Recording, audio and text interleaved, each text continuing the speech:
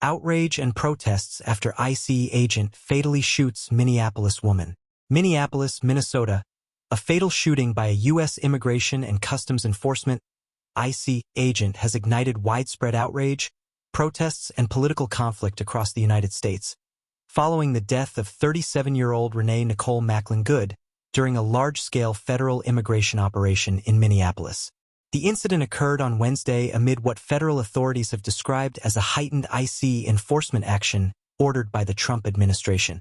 According to the DHS, the ICE agent shot Good in what officials claim was self-defense, saying she attempted to run over the agent with her vehicle. Local leaders and community members have rejected that account, saying footage of the encounter shows a very different sequence of events. A tragic death and contested accounts. Good, a mother, award-winning poet and beloved community member, moved to Minneapolis last year and taught creative writing. Her death has resonated deeply in the Twin Cities and beyond.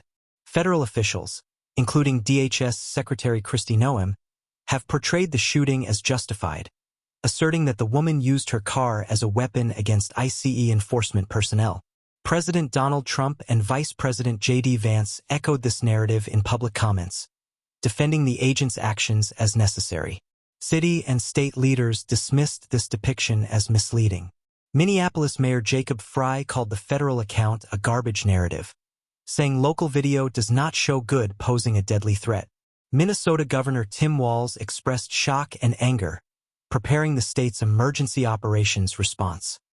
Community response and nationwide protests. In Minneapolis, scores of residents gathered Wednesday night in vigils and demonstrations to mourn Good and protest the heightened ICE presence. Many chanted anti-ICE slogans and demanded accountability from federal authorities.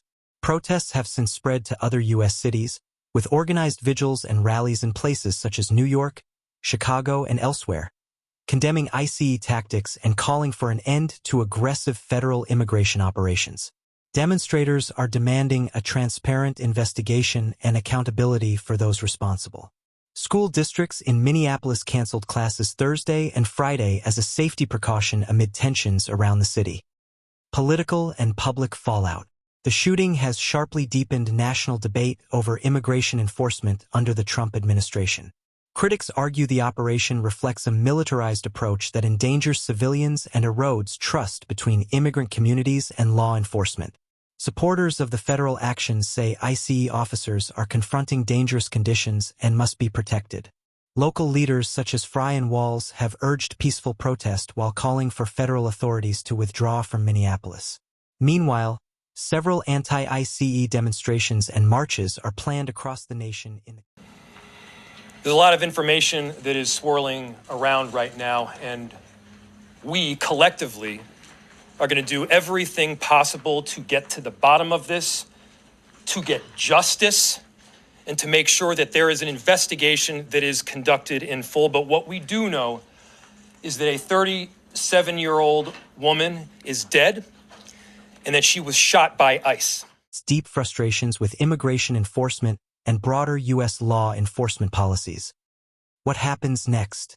As protests continue, and with more demonstrations scheduled across multiple states, public attention is focused on how federal and local authorities will respond, both in terms of crowd management and in pursuing justice in the case of Renee Nicole Macklin Good. Calls for transparency, accountability, and reform are sure to grow louder in the coming days. Let the justice prevail, and hope for the best. Thanks for watching. Like and subscribe.